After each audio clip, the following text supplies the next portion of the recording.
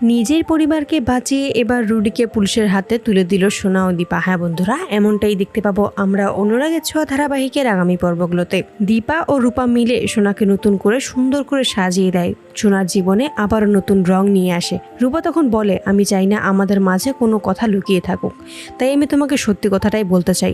সেদিন আমি রুডিকে খুন করতে গিয়েছিলাম, আমাকেও একা ডেকেছিল, নোংরামি করার চেষ্টা করেছিল, তাই আমি রেগে ওকে খুন করার চেষ্টা করেছি, যার দায় মা নিজের ঘাড়ে নিয়েছে। আমার জন্য মা জেলে খেটেছে, এতে করে আমি নিজেকে এখনো ক্ষমা করতে পারিনি। সব থেকে বেশি কষ্ট পেয়েছে মা, আমাদের জন্য নিজের সংসার ছেড়েছে। সোনা তখন দীপার কাছে এসে ক্ষমা চায়, দীপাকে জড়িয়ে ধরে। সোনা তখন বলে, ওই শয়তানটাকে আমি কাছে পেলে নিজের হাতেই খুন করতাম, নিজের হাতেই শাস্তি দিতাম। রূপা তখন বলে, আমি চাই না ওই রুডিও কুন্তলা আবার ওই বাড়িতে ফিরে আসুক। তখন সবাই নিচে নেমে আসে। সূর্য যখন নিচে নামে তখনই রূপা গিয়ে বলে যে, এই সিঁদুর থেকে তুমি মাকে আজকে সিঁদুর পরিয়ে দেবে, আমরা সবাই আজকের দিনটা সেলিব্রেশন করব।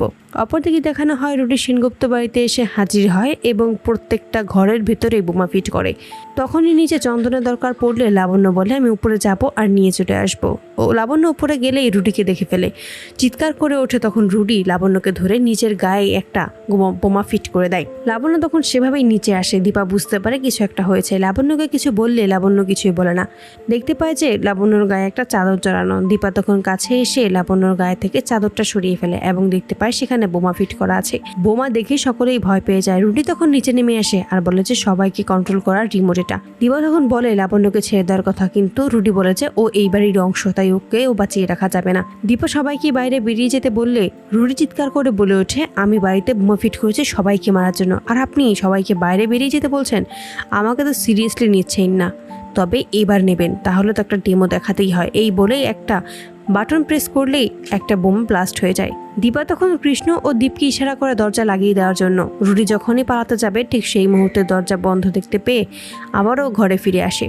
দীপা তখন বলে, তোর হাতে আর কোনো পথ নেই, হয়তো তুই বোমা রিফিউজ করবি, নয়তো আমাদের সাথে তোকে এখানেই মরতে হবে, আমরা মরতে ভয় পাই না। এতে করে ঘাবড়ে যায় রুডি, ভাবতে থাকে এটা তো আমি আগে ভেবে দেখিনি, এখন কি করব। শেষ পর্যন্ত বাধ্য হয় বোমা রিফিউজ করার কথা বলে দিতে। দীপা লাবণ্যর শরীর থেকে বোমা রিফিউজ করে ফেলে। সেই মুহূর্তে রুডি পালানোর চেষ্টা করে, কিন্তু সোনা এসে ধরে ফেলে আর বলে যে, তুই কোথায় পালাচ্ছিস? আমি তোকে কোথাও পালাতে দেবো না, তোকে নিজের হাতে শাস্তি দেবো। তখন সবাই বোঝায় এমনটা করলে চলবে না। তখনই পুলিশ নিয়ে সেখানে অবিনাশ হাজির হয় এবং পুলিশের হাতেই রুডিকে তুলে দেয়। তো বন্ধুরা, তোমরা এটাই তো চাওয়ার জন্য এভাবেই নিজের পরিবারকে বাঁচিয়ে রুডিকে যেন পুলিশের হাতে তুলে দেয় সোনা ও দীপা? কমেন্টে জানাও। আর নিয়মিত আপডেট পেতে আমাদের চ্যানেলটি এক্ষুনি সাবস্ক্রাইব করে পাশে থাকো। ধন্যবাদ।